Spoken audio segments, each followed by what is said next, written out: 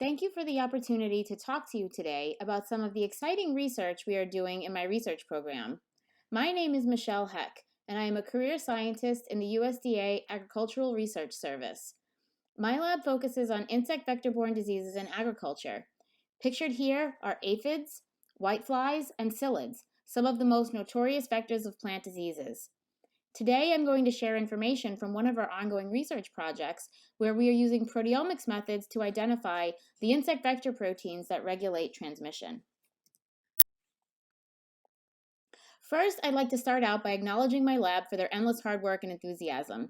We are a federal lab housed on the campus of Cornell University in Ithaca, New York, so there are many opportunities for interdisciplinary research and training in both omics and vector biology. The focus of my talk today will be on a collaborative project carried out by Stacy de Blasio, a staff scientist in my lab, and Jenny Wilson, who is now doing a postdoc at the USDA ARS in Charleston, South Carolina. Here's Stacy, and Jenny isn't pictured here because she had already moved on. With insect vector-borne disease, there are three players: the insect vector, the host plant, and the pathogens that are transmitted by the insect vector. As a grower, you have some options to control the interaction between the host plant and the pathogen, for example, in traditional breeding, transgenic resistance, or even the use of EPA-approved antimicrobial treatments to knock back levels of bacteria in infected plants, for example. These methods enable the plant to withstand infection or suppress pathogen levels. Growers also have the option to control interactions between the insect vector and the host plant, such as with the use of insecticides, cultural control measures, and growing plants indoors or under fine netting to keep out insect vectors. Not all of these measures are effective.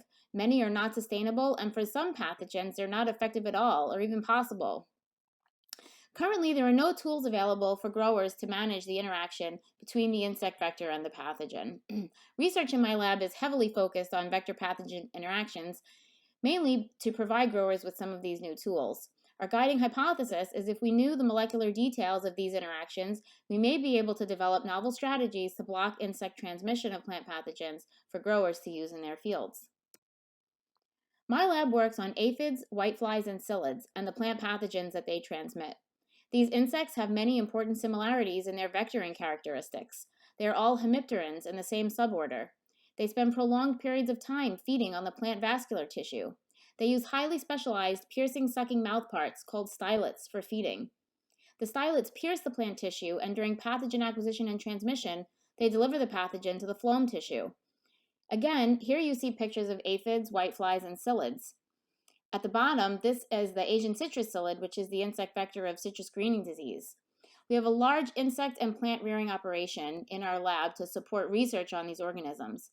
Importantly, the genomes of these and other hemipterans have been sequenced and published by arthropod genomicists, including George Jonder, Jiangjun Fei, Lucas Mueller, Surya Saha.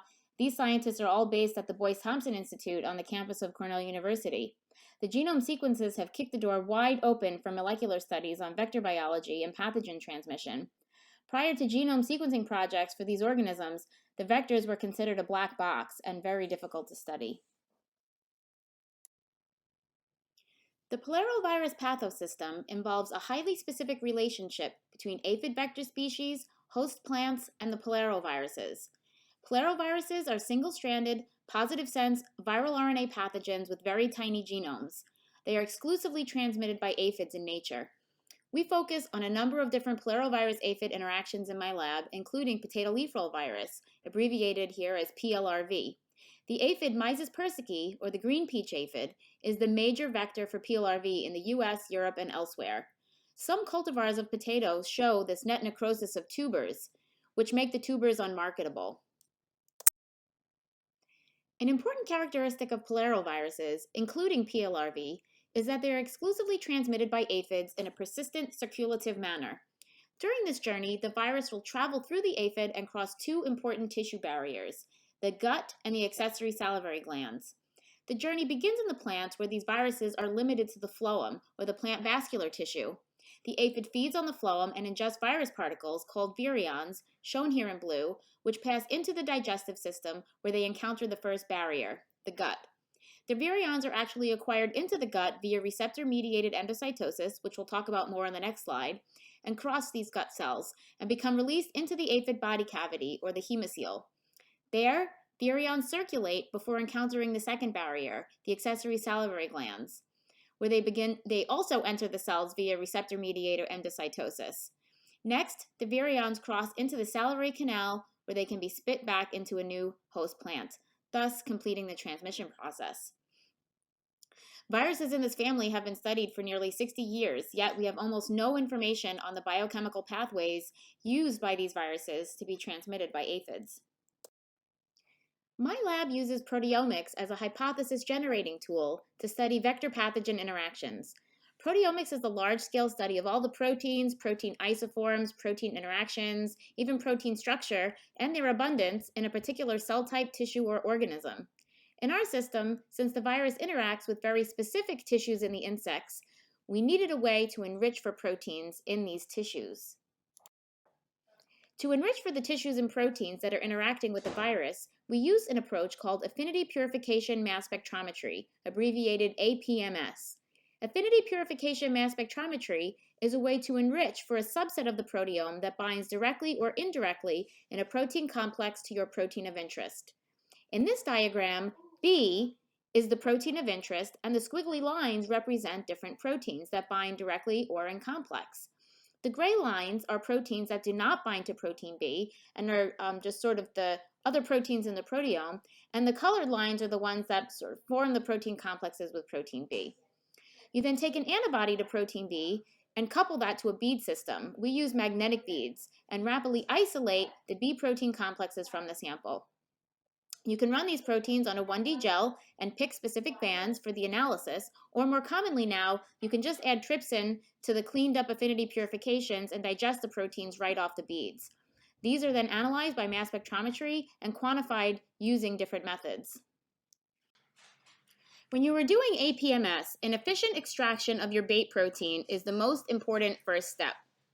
In our case, we took aphid homogenate and tried a few different extraction buffers. We tried CHAPS, HEPEs, TBT, which was HEPEs with tris, tween, and triton X, and a tris buffer. As a control, we used an SDS buffer, which would efficiently extract all the proteins from membranes, but which could not be used in an actual APMS experiment because the SDS would denature those protein complexes we were trying to extract. Using these buffers, we extracted the aphid proteins and ran the proteins on an SDS page 1D gel, and then transferred them to two separate nitrocellulose membranes. One membrane was incubated with PLRV, and the other one without PLRV. These are denoted PLRV plus and minus, respectively. Then we performed a far western blot using a PLRV antibody. And this approach allowed us to visualize the aphid proteins that bind to PLRV and are homogenate, allowing us to assess the efficiency of extracting proteins that interact with PLRV using these different buffers. This approach allowed us to visualize those aphid proteins that bind to PLRV, and it is evident that the different lysis buffers produce different banding patterns, which is kind of expected, even though there was some overlap among the different buffers. Since the virus is expected to be encased in membrane-bound vesicles in those gut and accessory salivary gland tissues, the extraction would have to be efficient to get these protein complexes out without denaturation. In our case, the tris-based buffer worked most efficiently, as you can see by this banding pattern, and it was most similar to the banding pattern we observed using the SDS extraction buffer. On the bottom panel, we used the tris-based extraction to perform the affinity purification of the virus from viruliferous aphids, denoted as V, and the NV is short for aphids that were non-viruliferous, sort of raised on plants that were not infected with PLRV. This POT control here on the membrane POT actually stands for systemically infected potato. So we did the affinity purification using the antibody, using also systemically infected potato tissue, which we had done and published previously to show that indeed all of the conditions and antibody and everything was working for the affinity purifications. And you can see here that you can detect a little bit of virus in the undiluted input, but that the affinity purification worked very efficiently from the viruliferous aphids. Now, with our optimized method, we were able to perform the experiment. First, we set up multiple replicate plants with thousands of aphids, either on PLRV-infected plants or the healthy plants. Then we collected the aphids. This part of the experiment was done 3 times with 3 biological replicate plants per condition. Using an anti-PLRV antibody, we then co-immunoprecipitated PLRV and the interacting aphid protein complexes from that aphid homogenate. This immunoprecipitation was fast, about an hour, to make sure that those protein complexes were captured intact. Then, we subjected the immunoprecipitations to mass spectrometry analysis and data analysis using a protein database generated from the latest version of the Mysis persicki genome, or the green peach aphid. We use an approach called spectral counting to quantify the enrichment of proteins in the samples from varioliferous aphids. A total of 8 aphid proteins showed high confidence interactions. Interestingly, 2 of these proteins, this collagen protein here and the heparin sulfate proteoglycan here, have been shown to directly interact by yeast 2 hybrid in other animals, suggesting we may have isolated intact protein complexes containing multiple different protein partners. The protein C1QBP showed the strongest enrichment in all of the trials, and thus we decided to focus our functional analysis on this particular protein. C1QBP is a conserved regulator of innate immunity. It forms a homotrimer in human cells. It is upregulated in several human cancers, regulates cellular responses to inflammation, infection, and apoptosis. It has been shown to directly interact with other viral and even bacterial pathogens. Using microscopy, C1QBP has been shown to localize to mitochondria and also to the plasma membrane. You can see the mitochondrial localization pattern here in these bone cancer cells and the plasma membrane localization here in the skin cells. Since PLRV is a non-propagative virus, it does not replicate in aphid tissues. A couple of years ago, my lab showed that aphids do not mount a small RNA-mediated immune response against PLRV, which is expected. But given the finding that this innate immunity protein, C1QBP, interacts with PLRV, we wondered whether C1QBP could be part of an innate immune response that the aphids have against Polaroviruses. To test whether C1QBP was upregulated in varioliferous aphids, we also used mass spectrometry. C1QBP was not differentially expressed in varioliferous aphids. This graph shows the normalized spectral count in the varioliferous and non-varioliferous aphids, and they are not statistically different.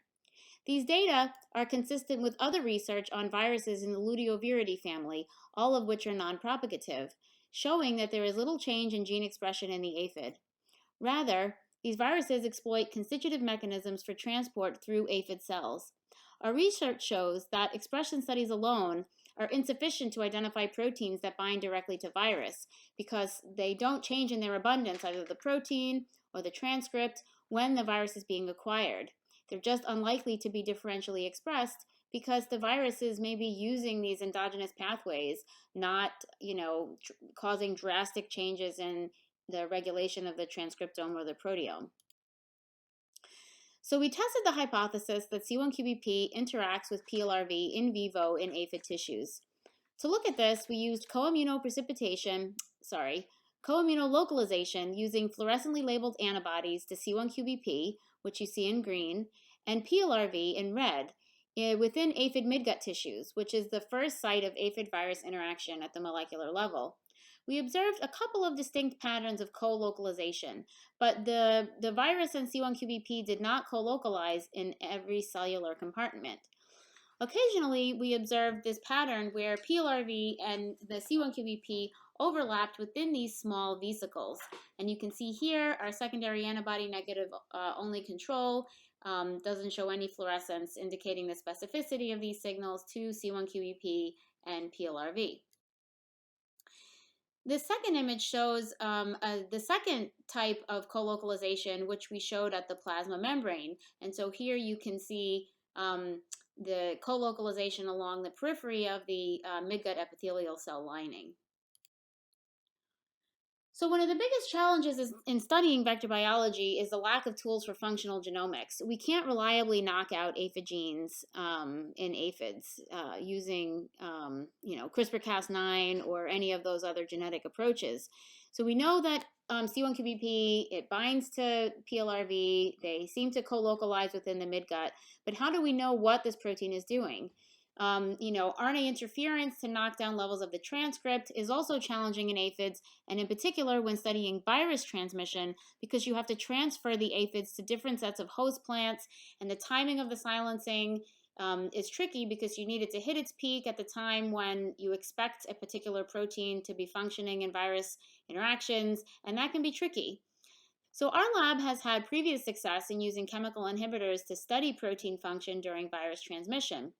And while combing the literature, we found a small molecule inhibitor to C1QBP. Here in this paper, C1QBP is called P32. And this is the structure of the small molecule inhibitor. And so we developed a simple bioassay to test whether this chemical inhibitor of C1QBP had an effect on virus transmission. So first, we delivered the chemical inhibitor to aphids using this artificial diet.